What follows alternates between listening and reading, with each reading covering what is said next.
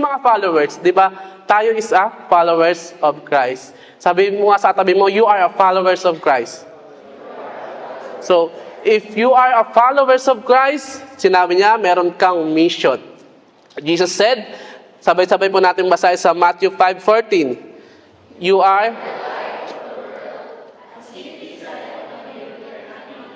Amen? Notice that Jesus did not tell us to run away from darkness. Diba? Hindi sabi, huwag ka dyan. I-isolate nyo yung sarili nyo. Kayong mga Christian, dapat nandito kayo. Hayaan nyo sila. Hindi sinabi ng Lord na mag-run away tayo sa darkness. Huwag tayo dyan sa school na yan. Maraming mga ano dyan. Baka mapahama ka. Hindi yun sinabi Lord, kundi ano sinabi niya? He called us to shine in it. Amen? So, sabi nga sa katabi, maging ilaw ka. Amen. Maging ilaw tayo. Maging ilaw tayo sa dark world, di ba? Light is only necessary where darkness exists. The darker the night becomes, the more visible even a small light is. Likewise, the darker our world becomes, the greater opportunity Christians have to display the character of Christ. Amen? I-display natin sa kanila. Paano tayo magiging light? I-display natin sa kanila yung character ni Jesus Christ. So perhaps we have been asking the wrong question. Instead of asking only, why is the world becoming darker? Perhaps we should ask, how does God want His people to live in a dark world? Paano ba tayo mamumuhay sa mundong ito? That questions bring us to our passage today. The good news is that God has not left us guessing about what pleases Him. He has clearly revealed that what He desires from His people. So, basahin po ulit natin yung Micah 6:8. Anong dinidesire ni God? He has told you, O man, what is good and what does the Lord requires of you, but to do justice. Amen? This verse reminds us that although we cannot control the darkness around us, hindi natin makakontrol yung kasalanan sa paligid natin, hindi natin makakontrol yung kaisipan ng mga tao na magbago ka, hindi yun tama, hindi natin makakontrol yun. Pero, anong makakontrol natin? Anong ma-choose natin? We can choose how we live before God. While the world continues to change, God's standard has never changed. Amen? He still calls His people to reflect His justice, His mercy, and His humility. Kaya today, we will discover 3 truths about living a life that pleases God in a broken world. So, number 1, trust God's sovereignty. So, basahin po natin sa Tagalog. Amen? Before Micah tells us what God requires of His people, we must first remember who God is. Minsan, kaya tayo parang nag-worry, nagkaroon ng anxiety sa mga society natin, sa paligid natin, kasi nakakalimutan natin kung sino si God. Nakakalimutan natin kung nandyan pa ba si God. Kaya sinabi dito, we must first remember who God is. If we only look at the news, we may begin to think that evil is winning. Parang nagwawagi pa yung evil, di ba? Corruption seems to get unpunished. Violence continues to increase. Dishonest people appear to prosper, while those who seek to do what is right often to suffer. In moments like this, it is easy to become discouraged, and even us. Is still God in control? Di ba? May control pa ba si God sa mundo na to? David faced a similar situation in Psalm 11. Makita natin si David. Si David is sobrang daming enemies. Hindi lang mga bambansa nakapaligid sa kanya, enemies niya. Pati hari, di ba? Naging enemies niya. Pati mismo anak niya, naging enemies niya. Kaya parang si David nagtatanong na rin, no? The righteous were surrounded by wickedness, yet instead of focusing on the evil, ito yung ginawa ni David, invest na nag-focus siya sa evil around him, David lifted his eyes to heaven and declared, the Lord is in His holy temple, and the Lord's throne is in heaven. Basahin nga po natin Psalm 11:4. The Lord is in... Amen. Amen ba? Si Lord is nasa throne pa rin niya. Siya ay nagahari pa rin. Ito ang nagko-comfort sa atin at nag-remind sa atin na before we look at the problems of this world, we must first look the throne of God. Amen? dapat tingin muna tayo sa Diyos bago tayo tumingin sa mga problem. Kasi pag tumingin tayo sa Diyos, kung kilala natin siya, alam natin na walang imposible sa Kanya. Amen? Walang kasalanan na hindi niya kayang alisin. Diba? The throne represents God's authority and sovereign rule. Governments may change, nation may rise and fall, and the world may seem chaotic, but God's throne has never been shaken. Amen? He has never lost control, and nothing happens outside His knowledge or His sovereign purpose. So, wala palang nakakalusot na kasalanan sa Kanya. Bakit nangyayari pa rin yung mga bagay na ito? Bakit hinahayaan niya yung mga wickedness na nagpa-prosper, di ba?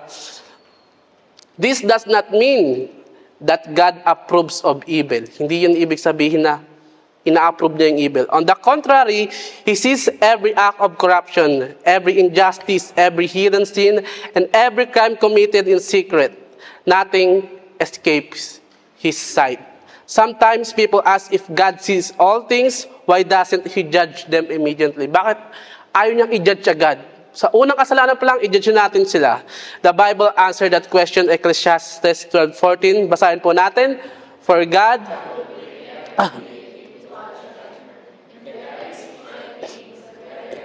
are evil. God's judgment may seem delayed, but it is never forgotten. Amen? His patience should never be mistaken for His approval. In His perfect wisdom, God allows times for repentance. Yet the day of judgment will surely come. Amen ba? Na kahit may mga kasalanan na patago na hindi natin nakikita, may mga kasalanan na sobrang grabe na kahit kitang-kita na parang wala pa rin nangyayari, di ba? Pero hindi ibig sabihin na pinapayagan sila ni Lord. I-judge sila ni Lord sa perfect time. That's why our confidence is not ultimately in politicians, governments, or human institutions. While we should pray for our leaders and seek justice, we know that no human government can fully remove the problem of sin. Amen? Hindi dapat tayo nagtitiwala sa mga tao, hindi dapat tayo nagtitiwala sa mga politician o sa mga leaders. Kasi sila hindi nila kayang i-remove ang problem ng sin. Kundi, ang hope natin is sino? Diba? Si Jesus Christ. Our hope rests in Jesus Christ, the righteous King, who is now reigning and who will one day return to establish perfect justice. Amen? Naniniwala ba tayo doon na lahat ng kasalanan, i-judge siya ni Lord? Amen ba? Nakikita man o hindi, i-judge siya ni Lord. When the world becomes darker, guard your hearts against fear, discouragement, and despair.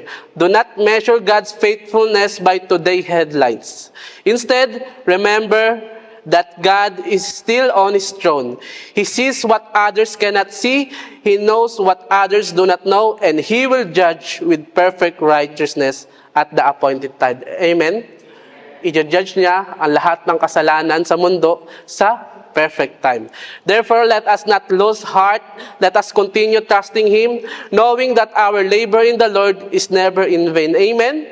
If God is our sovereign King, the next question is this: how does the King want His people to live while they wait for His kingdom? Paano ba tayo mabuhay?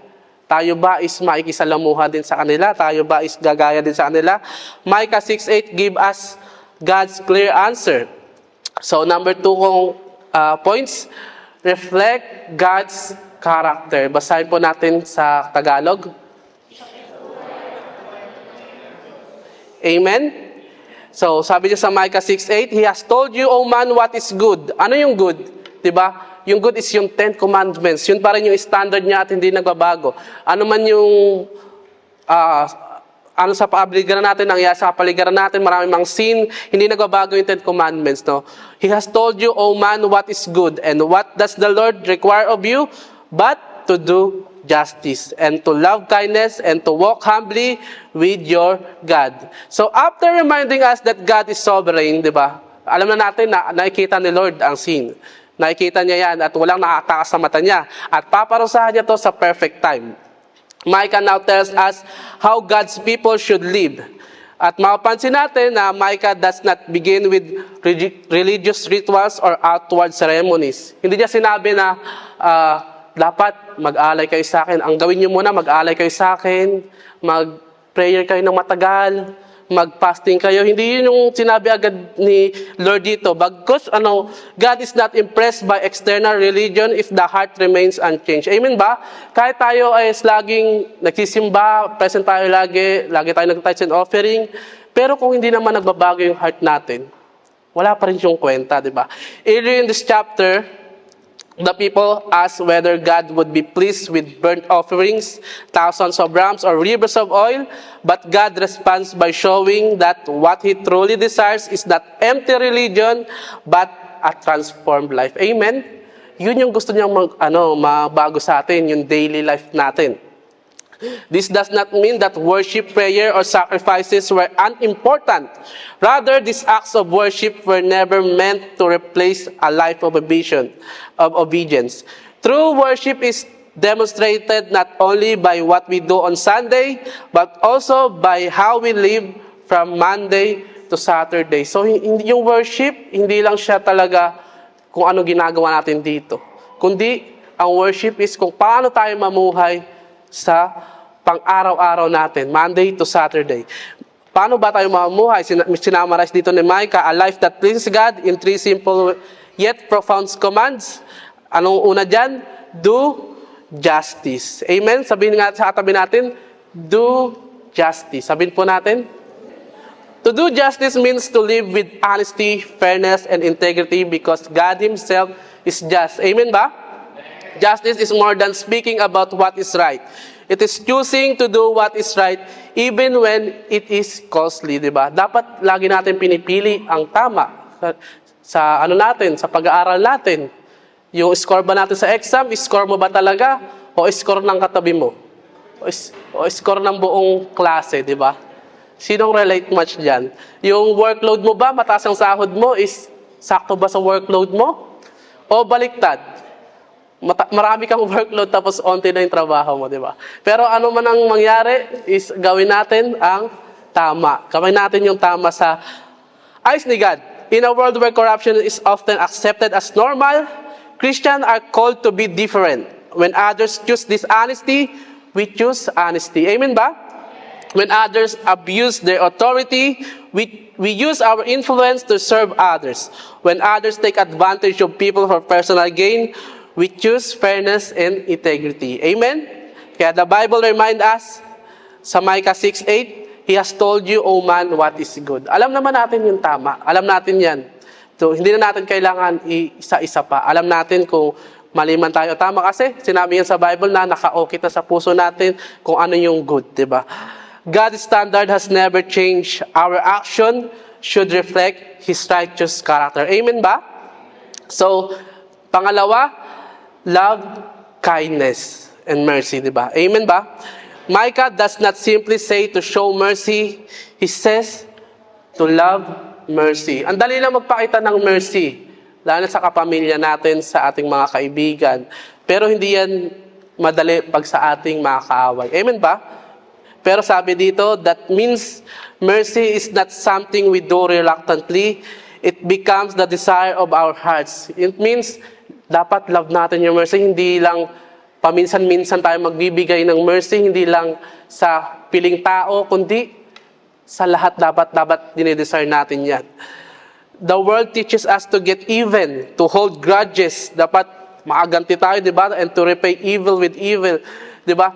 Tinuturo ng world sa atin yan, na kailangan may ganti tayo, hindi pwedeng wala akong ganti. But Christ teaches us a different way. Amen, di ba? Ang pinaka-best revenge sa mga kaaway natin is kung pakitaan mo sila ng kabutihan, di ba? Sila pa yung mahihiya sa'yo pag pinakitaan mo sila ng kabutihan. Mercy means forgiving those who have hurt us, showing compassion to those in need, and extending grace just as God has shown you grace to us. Di ba? Kasi ba tayo magbibigay ng grace? Di ba? Kasi tayo din mismo, binigyan din tayo ng grace ni Lord. Tayo ang unang nakatanggap ng grace. Kaya tayo nandito ngayon, nagsisimba tayo ngayon dito. Dahil tayo is nakatanggap ng mercy ni God. Kaya tayong mga believer, every believer has experienced God's mercy. Tama ba? Na-experience ba natin yung mercy ni God? Amen. Kaya we deserve judgment because of our sin. Yet, through Christ, we receive forgiveness. Amen ba? Those who have received mercy should become people who gladly show mercy. Amen. Dapat tayo rin na naka-receive ng mercy, nagbibigay din tayo, magpapatawad tayo sa mga taong nagkakasala din sa atin. So, pangatlo, 6, walk humbly with your God. Basahin po nga natin, walk humbly with your God. Sabihin po natin sa katabi, walk humbly with your God. Amen? Finally, Micah tells us to walk humbly with God. Notice that he does not simply say to be humble, he says to walk humbly with God. This speaks of daily relationship with Him. Na lahat ng mga nasa atin, lahat ng mga achievements natin sa buhay, mga kinakain natin, mga nararating natin sa buhay, dapat in glory with God pa rin. Kasi alam natin na hindi yan galing sa atin, kundi by the grace of God pa rin. Humility recognizes that everything we have comes from God's grace. Amen? We do not trust our own wisdom, strength, or achievements. Instead, we depend on Him in every area of life. Amen ba? Kasi minsan yung tao pagka may mga, may mga nararating na yan, parang iniisip nila, dahil to sa effort ko, dahil to sa pagsisikap ko. Pero, hindi natin alam na lahat ng nakakamit natin sa buhay is grace lang ni God sa atin yan. Kasi pag inalis ka yan, pag inalis tayo yan, ang dami pwede mangyari sa'yo Kuwari, matalino ka, nagkasakit ka naman, di ba? Hindi ka nakapag nakakapagtrabaho na maayos, di ba? Ang dami pwede mangyari, pero grace ni God kung bakit ka merong trabaho ngayon, kung bakit tayo merong kinakain ngayon. Amen ba?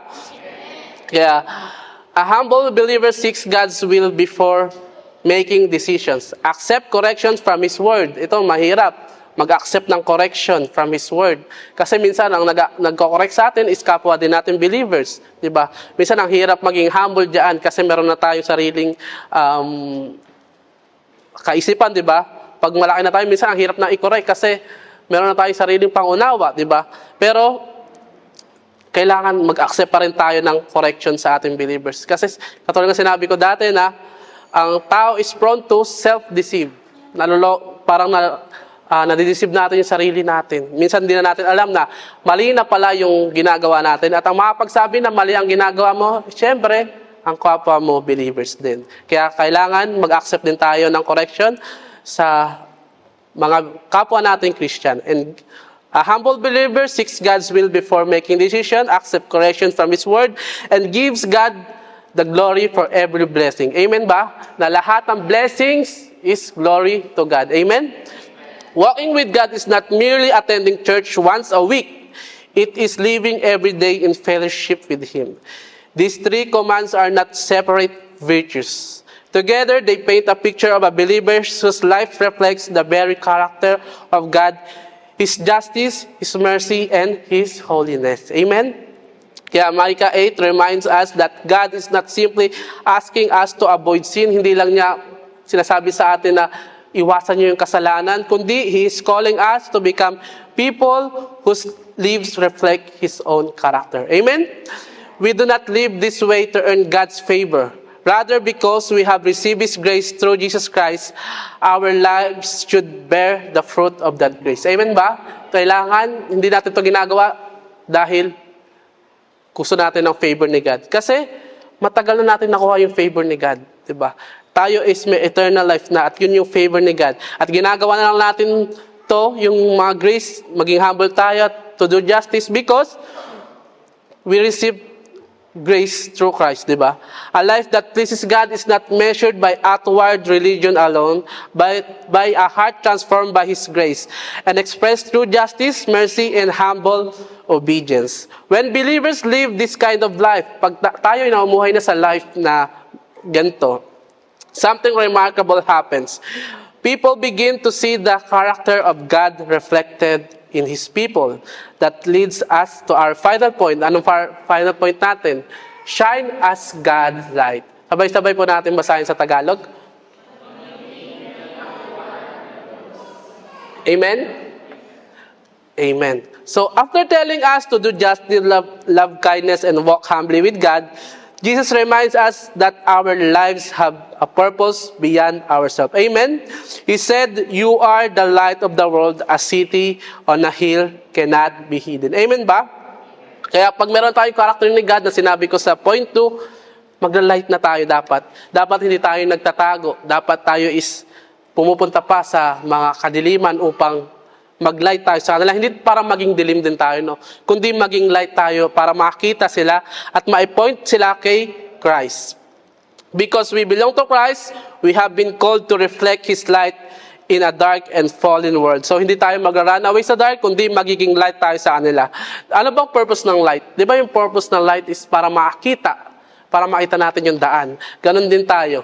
Pag nire-reflect natin yung God's character natin, at naipamuhay natin yan sa mga community natin, makikita din nila si God sa buhay natin. Amen ba? Jesus never told His followers to hide from the darkness. He did not tell us to isolate ourselves from society or simply complain about how evil the world has become. Instead, He called us to shine in the midst of it. So, hindi tayo matatakot dapat. Ayaw ko dyan kasi dyan. Masamang tao yun nandyan. Hindi dapat tayo ganun. Kundi, dapat ang mission natin is maging light tayo sa kanila. I-reflect natin si God. Sa gayon, kasi alam natin lahat yan is patay sa kanila, sa kasalanan. Hindi sila makakita. Kaya dapat tayong makakita, ibigay natin sa kanila yung daan. At yung daan na yun, makikita nila sa atin kung nire-reflect natin yung character ni God sa buhay natin. Amen? The purpose of light is not to draw attention to itself, but to help people see. Amen ba? Para makita din sila. In the same way, the purpose of the Christian life is not bring glory to ourselves, but to point people to Christ. So, hindi ibig sabihin na ako'y light. Ako yung glory to me, di ba? Hindi dapat ganon. Kundi dapat laging glory to Christ. Kasi si Christ ang nagbigay sa atin ng buhay at ng light. Dapat sa Kanya lahat ng glory, hindi sa atin. Many people today ask, where is God? They look at the corruption, violence, and brokenness around them and struggle to see His presence. While God reveals Himself through His words, He also displays His work through His people. Sa atin, dapat yung works ni God is nadi-display through our life. People catch a glimpse of God's character when Christians live differently from the world around them. Amen ba? Dapat nag-live tayo, na mabuhay tayo ng iba sa mundong ito. People see God when believers remain honest in dishonest workplaces. People see God when Christians forgive instead of seeking revenge. Tama ba? People see God when husband and wives remain faithful to one another. Kasi ngayon, ang dami na naghihiwalay. Parang inaano pa ngayon divorce, di ba? Para madali na lang maghiwalay. Pero pagka nakita ng mga people na faithfully yung wife and husband is nagkasama, di ba? Makikita nila yung si God sa buhay ng mag-asawa. People see God when churches care for the poor, comfort the hurting, and faithfully proclaim the gospel. People see God when ordinary believers quietly live lives of obedience and love. Amen ba? Amen? Sabi mo nga sa katabi mo, maging ilaw ka. Sa likod, sabihin mo, maging ilaw ka. So, pag nire-reflect natin yung God's character, magiging ilaw tayo sa dark na community na ating kinabibilangan. So, notice that the goal is not the people would praise us. Hindi ibig sabihin na tayo ipipraise ni Lord. Kundi, dapat makita sa buhay natin si Lord. The goal is that people would glorify our Father in heaven. The darker the world becomes, the brighter faithful Christian should shine. Amen ba? Kaya, sa conclusion, we began by asking how Christians should live in a world filled with corruption, violence, and darkness. God's word has given us a clear answer. First, trust God's sovereignty. Though evil may seem to prosper, God remains on His throne. He sees every injustice, and His perfect judgment will come in His appointed time. Amen? Second, reflect God's character. God calls His people to do justice, love kindness, and walk humbly with Him. These qualities are not the cause of our salvation, but the evidence of a life transformed by His grace. Amen? And third, shine as God's lights. Christ has placed us in this world so that others may see His truth, His love, and His power through our lives. So, lahat po tayo ay tumayo. We cannot control the darkness around us, but by God's grace, we can choose how we respond to it. The world continues to ask, may our lives help answer that question. May people see God's justice in our integrity, and may they see God's mercy in our compassion. May they see God's presence in our work with Him.